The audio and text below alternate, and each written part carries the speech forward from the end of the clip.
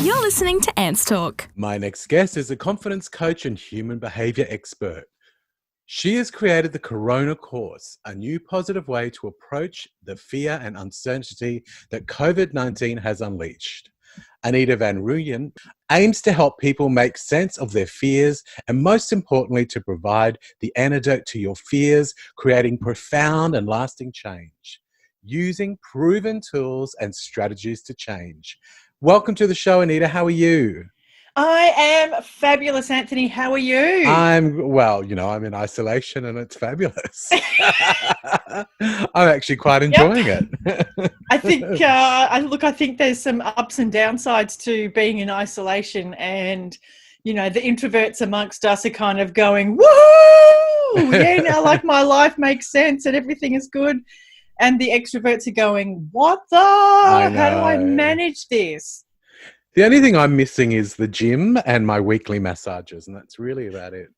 Yeah. I could so rock a massage right now, like you have no idea. The gym, like don't even talk about the gym. Let's not even go there. Well, see, with me, I'm just not. I'm not that motivated when I've got to do, like, if I've just got to get up at home and do it, it just doesn't motivate me. Where if I at least have to walk to the gym, then I might as well do something I've gotten there. You know what I mean? Exactly. And look, you've done your warm up. By the time you get there, you can just crank straight into doing stuff. That's what I reckon. So Anita, who is this course aimed at? Who do you believe? Look, there's a whole lot of people. And I think, as the pandemic of panic just spreads through society and we're getting more into lockdown and things are just becoming, I guess, more and more pointy for people, I'm noticing that this course is becoming like super useful for a whole lot more people than I ever intended it for. I work oftentimes with a lot of students, international students in student accommodation properties, and that was kind of in the back of my mind where I was creating this course for. But also, now I'm looking at small businesses that are, either hitting the wall or have, are really struggling, to people that are now working from home and are finding it hard to make sense of, uncertainty and what's going on in the world and managing their fears, through to parents who are struggling to help their kids with, managing their uncertainty as well. Kids are so intuitive and pick up on, the vibes of what's going on with us. So the more that we can upgrade ourselves and manage our stress and anxiety better, the more that we can help our kids as well. So, there's a lot of people now that I think that this course is really super useful for. Yeah. I mean, that's the thing. I can't believe that it must be so hard for parents at the moment, especially for people with younger children, because once they get sort of a little bit older, I mean, you can explain it to them and keep reiterating that, they've got to stay inside for safety reasons, et cetera, et cetera. But when they're 1 or 2, they're going to forget about that within seconds and be like, when are we going out again? Exactly. And when parents have got that kind of, cloud of anxiety and fear and stress themselves, that just sort of starts, enveloping the whole family, I think. So, for all of us as humans, like I'm a human behavior expert, and, that fear, that anxiety just starts rippling through those nearest and dearest, and then just sort of starts expanding out even further. So understanding what's going on for you can help you then with your family, with your kids, and, let's build up our abilities to have resilience, our abilities to manage the unknown, our ability to, become like more creative and innovative. I'm finding in this space that there seems to be kind of like two camps of people, especially in business world, where, and in, homeland as well, I suppose, where, people are either really sort of getting sucked into the vortex of despair and stress and I can't do anything, so I just won't do anything. And those that are, I think pivot is the new buzzword that everybody's using, pivoting their businesses and looking at different partnerships and different ways that we can do things and manage our businesses, manage our lives. That means that we can sort of thrive through this time rather than end up going through that kind of swirly dark vortex. Yeah, definitely. What I'm doing, I feel pretty calm about it all, but at the same time, I'm barely sleeping, waking up at weird hours. So obviously it's having an effect subconsciously. So the anxiety is definitely there. But what I'm trying to do myself is just to try and stick to a routine. Because I think that's where a lot of people get lost, is because they get into this and they eat at times that they wouldn't normally eat, wake up when they're not normally waking up, doing things, watching movies till all hours of the morning, where because I'm sort of getting up and doing the same routine every day, it's been so weird because at about 5 o'clock, I look at my watch and go, oh my God, it's 5 o'clock. That day's almost gone. Like that flew. Where a lot of people are like, oh my God, this is dragging on. Absolutely. And look, creating that structure, because, work and school gives us, it kind of provides that structure where, every morning you get up, you have breakfast, you have a shower, you head out the door, you do your thing, you come home, your kids go off to school, they have the structure of school, you come home, you do dinner, you do TV or internet, whatever, you go to bed because, you have to get up the next day to wash, rinse and repeat. Exactly. And it's, like, remember when I was a kid on school holidays and, I would stay up till ridiculous o'clock. I remember in school holidays, there was just about every night in school holidays, there was the Twilight Zone on at, I think it was like 11 o'clock or midnight or something like that. And, it was a time that I could never, ever stay up as a kid, but in school holidays, it didn't matter because you could stay up till ridiculous o'clock and then get up in the next day at ridiculous o'clock. And the whole world just sort of, everything shifts and changes with your, as you change and shift your structure of your day. And building, like maintaining that structure, especially now when everything feels so uncertain. As humans, like our base core need is certainty. Yeah. We have to have certainty to be able to manage uncertainty. And so, what you're doing, getting up at that regular time, having that consistency, knowing that, breakfast time is kind of at this time and doing stuff that you normally regularly would. And then you go, yeah, well, it is 5 o'clock and oh my God, there's the end of the day. And time for a drink. Yeah, exactly. It's wine o'clock somewhere. And look, it's wine o'clock right here, right now. So, like building that structure into your day and making that a really important part is one of the key foundation blocks for, I hate using the words mental health because it's still got a lot of stigma about it, but it's a really useful and practical thing that we can all do to help ourselves through this time and to really thrive through it. Yeah. Well, that's the one thing too also that I've noticed, going back to the drinking thing, is a lot of people are drinking a lot more than they normally would be. And I think that's a bit concerning because for one, this isn't a summer holiday. We don't even know the outcome of all of this and how life is going to change for us and stuff like that. And I think that there has to be a little bit of sitting and contemplating and thinking about the future and what the possibilities may be and whether they're scary or not, sort of getting yourself also almost mentally prepared for it.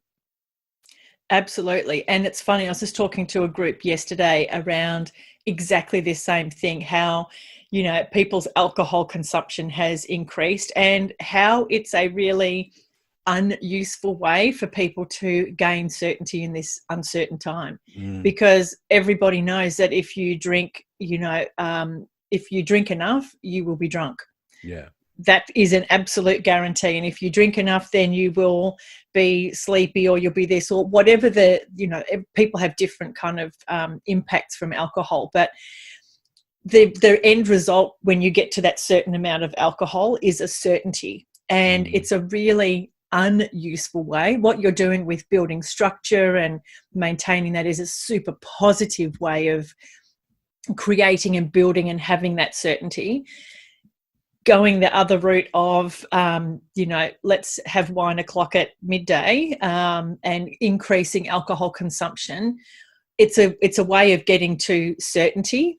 You kind of have to go through some uncertainty at first, because you kind of get a bit blurry-eyed and weak-legged, but at the end it creates some certainty for people, and it's a really unuseful way of achieving it. There's a whole lot more useful, better ways that we can do that. So building that structure, having a look at the things that we can know for certain that will be there tomorrow. So doing things like, I've suggested to some people, even having a list of things that they can have some certainty in, and whether that is, the love of a family or friends, or that the sun is going to rise tomorrow, or, the continuing change of season, or whatever it is, even the smallest thing that you can build certainty in is a useful thing. And going back and reminding yourself of those simple things that just give us that certainty, that structure, that formation of, this is what life is, that we have got this ability, we have got this certainty in this most uncertain time. Like, we've never had a time like this ever across the entire globe like we have now. So building in ways that are useful is such an important thing to do. Yeah. Well, what I also think, I mean, I have had some drinks on some of those days, but what I sort of do is, again, stick to my routine, and then by that 5 o'clock, 5:30, I can go to myself, well, I deserve a drink. I mean, it's like coming home from work and having a drink, because you've worked hard that day, you've done what you've needed to do, you've ticked off the to-do list. So you can sort of almost reward yourself with it later. Exactly. And using it that way, like, I'm not against people having a drink, not at all. But when if you use it like that, as a ticked off the list, done a great day's work today, here's a reward for my achievement, knowing that you stick to the boundaries of what is good for you, what's good for others, and what's good for the greater good, rather than, I'm really stressed, I'm just going to go home and drink until I don't think about it anymore. Yeah, because I also heard recently that the calls and awareness around domestic violence at the moment have risen purely because people are now stuck in the homes and obviously are drinking or whatever. So that's a very troublesome and also worrying thing at the moment. Absolutely. And look, what you find is that times like this, where stress is magnified, emotions are magnified, it also means that everything else is magnified. The way that we respond to these challenges, the way we respond to these emotions also becomes magnified as well. And so, mental health challenges rise, stress rises. The number of times that we wake up in the middle of the night because in our unconscious mind, we've got stuff ticking over and over and over.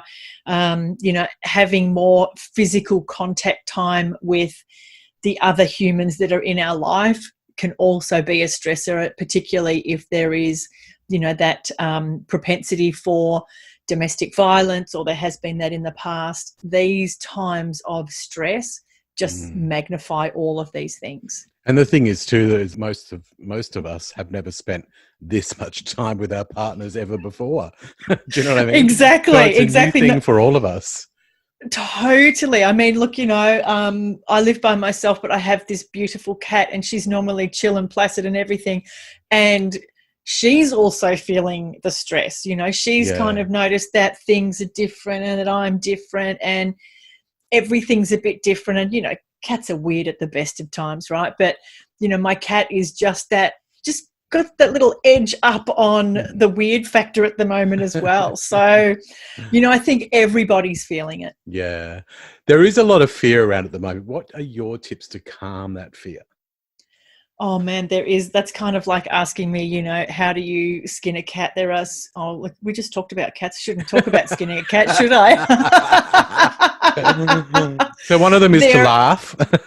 Oh, most definitely. Look, the number one antidote for fear, absolutely, without doubt, unquestionably, is love.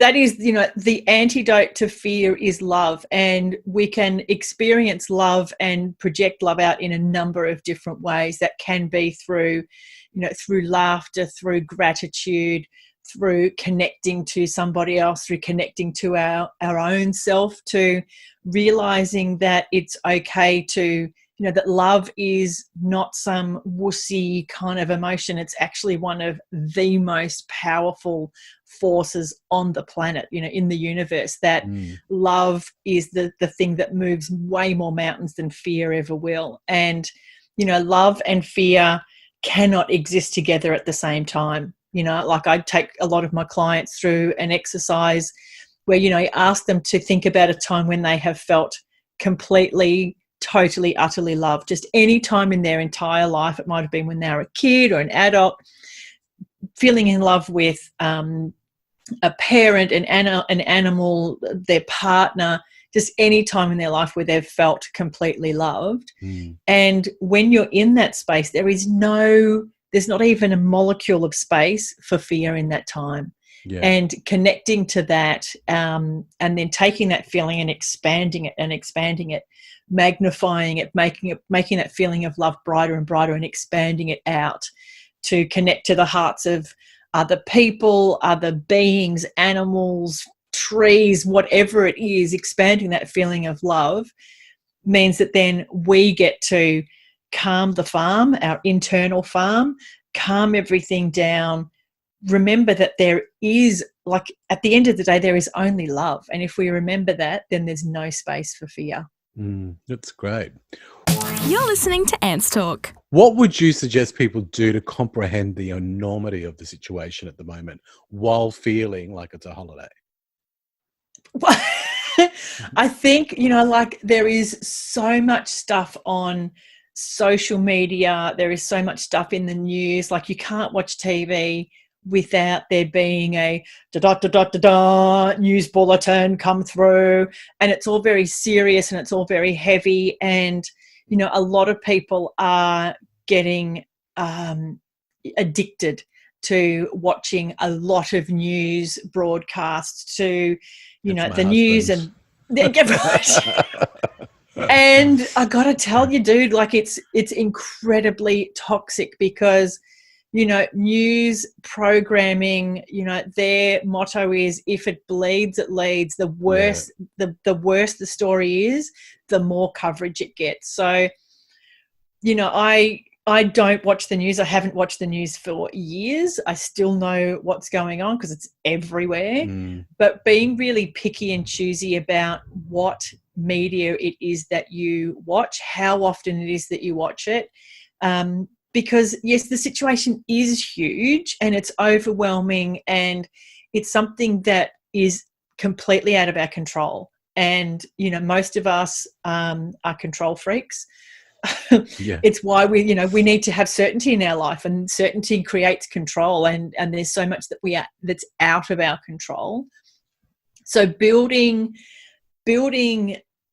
things and stuff that we have control over, whatever that means, because really we don't have control over a whole lot.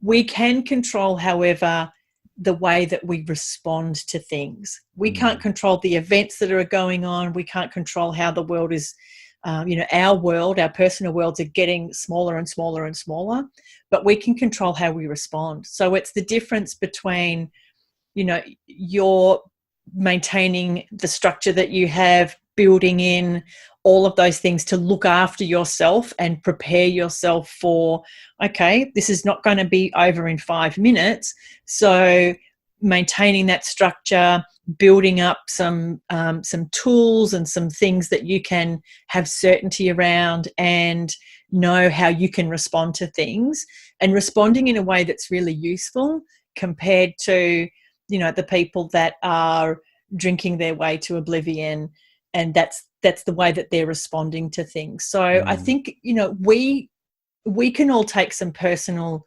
inventory and some personal control over how we respond to things. And it's a lot of the reason why I created the Corona courses, because most of us at some point in time, we all want to update and improve our mental well-being and the way we manage things and all that kind of stuff. And, when I've got time. And all of a sudden now we've been given this gift of time, which we never have. And I look at what's going on in a personal perspective, that this is, anything that comes our way is a gift. And if we look at it like that, if we respond to any of these challenges, that this is what we've been given as a gift, we can look at the silver lining. We can take that time. We can use that time to build ourselves as human, build the planet a bit more, build the way that we understand what's going on in between our ears, build the way that we, understand ourselves, understand others, how we can come out of this in a stronger way than what we've even gone in. It's funny, going back to your point about how people react to situations and are reacting to this, I'm finding that there's a lot of anger coming out of this fear. I'm getting a lot of private messages from friends of mine that are sending me really racist stuff.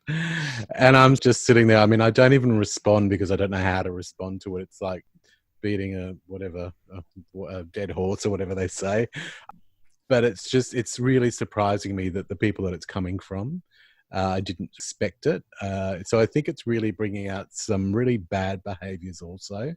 And I know that is just fear. And I think that we need to really focus on ourselves and what we're putting out there into the world. And as I continue to say to these people is, we can't heap everybody in the one basket. You've got to remember that. And by saying or sending the messages that you're sending to me, you are putting them all in the same basket. And it's really not absolutely fair. Yeah, absolutely. And as you said, like, you're right in calling it that, all of this anger that people have got and are starting to express, as I said, like, these times, just whatever you've got inside of you is magnified. So and anger is like only comes from fear. Yeah. It all is fear based. So, those people we need to just be spreading more love to rather than less, because they are in a space where their fear has bubbled over into this space of anger. And, social media and email and all kinds of different communication tools like that, it's fabulous because it's so anonymous that you can put stuff out there, all of this, toxic kind of rhetoric and, forwarding on toxic stuff that you've received or you've seen on social media or emails, and you can forward it out to a whole lot of people in a way that, most people would not walk up to somebody on the street and say those things. Yeah. And they'd probably get punched in the face. Yeah, exactly. And on social media, it's a coward's way. It's such a coward's tool to be doing attacks on a race or anything like that, or people on social media. For me, it's a coward's way of managing your fear. And those people, as I said, they need more love rather than less, but they also need to be called out on poor behaviour, because if we don't call them out on it, then it kind of is like we're giving permission for it. So, my sister has a tattoo and, it says, "What you allow will continue."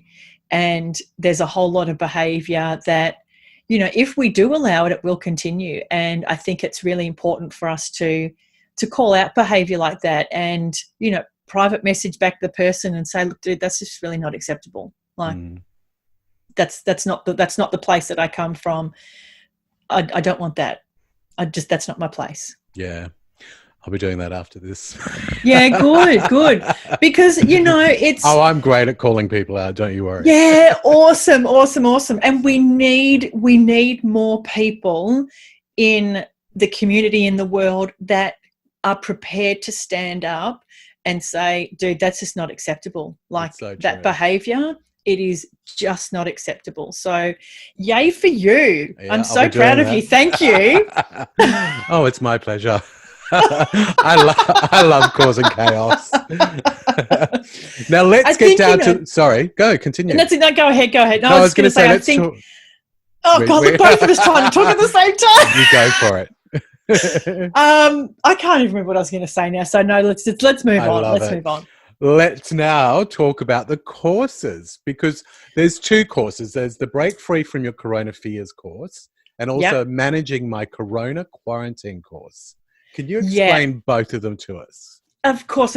So both of them are 14 days worth of content. So the first one, managing the corona fears, is for, I guess, kind of general population that are struggling with all of these things we've spoken about, with fear, with anxiety, with the uncertainty, with the unknown, and learning how to manage those, manage ourselves in a better way. I think it was Marie Curie. I'm going to totally misquote her, but the amazing woman, 2 Nobel Prizes, and helped invent the X-ray and radiation, all kinds of amazing stuff. And she said that nothing in life is to be feared; it's only to be understood. And the more that we understand, the less that we have to fear. And so that course, the Managing Your Corona Fears, is about understanding where your fear comes from, tools and tips and simple, practical, useful ways that you can start managing your life, your thinking, in a whole lot better way, so that you don't have to be swamped and swallowed, engulfed by the fear and the uncertainty that's going on, so that you can actually rise from it. Yeah. So that's the first one. The second one, that's for the corona quarantine, that is for people who have been put into that, the 14-day like super lockdown time. Yeah. It's useful for anybody, but it's specifically designed for people that are in that 14-day, absolute, do not go pass go, do not collect $200 to stay at home. And so it covers kind of a bit of a journey for them, from, okay, I'm kind of frightened because, well, what does this mean for me? Through to, okay, things are kind of doing better, and now I'm just really bored. Yeah. How do I manage my boredom? So that kind of covers a bit more of a journey through those 2 weeks. And the other one is, they're both personal development courses at the end of the day, because we have this opportunity, we have this gift that we've been given of time. None of us now, very few of us are spending the commute going back and forwards to work. We have some time. Each of the drops of content are about 15 minutes long of video content. And then there's most of them have got a worksheet or some extra links if people are really going, oh my God, I'm digging this topic, I'm digging this subject really a lot, I want to know more about this. Yeah. So it's some introductory information, some practical useful tools, and then the opportunity to expand your knowledge further if you want to. That's fantastic. I love that. Thanks. And Anita, tell us, how can people find out more about you and where to find you? Yeah, sure. The Corona courses are on a website that is www. It used to be the Corona course, but Facebook and LinkedIn didn't like that that URL so much. So we have changed it, and I'm kind of happy with what we've changed it to. It's now social-wellbeing.com. So social-wellbeing.com. If you tap in the Corona course, it will redirect you through to there. That's where all the courses live, and people can join up there. I've made the course super, super cheap. It's like $47 for 14 days worth of content. So, I know a lot of people are struggling financially at the moment. Lots of people have been put off work, or reduced hours. So I wanted to make this course super accessible for everybody, so that they can help build themselves up through this time at a time that's, feels like incredibly stressful and incredibly overwhelming. How can we manage that differently? Fantastic. And while everyone's got so much time on their hands, they can also subscribe and tune in to Ants Talk and listen to more of these amazing interviews. Oh my God, I will totally be doing that. I mean, you could do this while running, laying around, you know what I mean? Like anything. Sitting on the toilet. Exactly. Forget Netflix and chill. We can go ant and chill, right? Like Exactly. we can be chilling on the couch and like learning and hearing amazing stuff. That's it. Oh! Exactly. Just like yourself. Thank you so much, Anita. I really appreciate you chatting to us. And listeners out there, go and check this out, because I think this is something that's really, really good for all of us to do. Thanks, Ant. It's something that I think that we all should be doing. As I said, I don't like the words mental well-being, but like looking after yourself, thriving through the chaos is something that we can all end up, coming out of this better and stronger than even before we went in. So Thank you so much to everybody. Thank you, listeners, for lending me your ears. And I look forward to seeing everybody at the course. Thank you, Anita. Oh my God. Talk soon. Fantastic. Thanks, Ant. Thank you. Ants Talk. It's like Oprah, but not.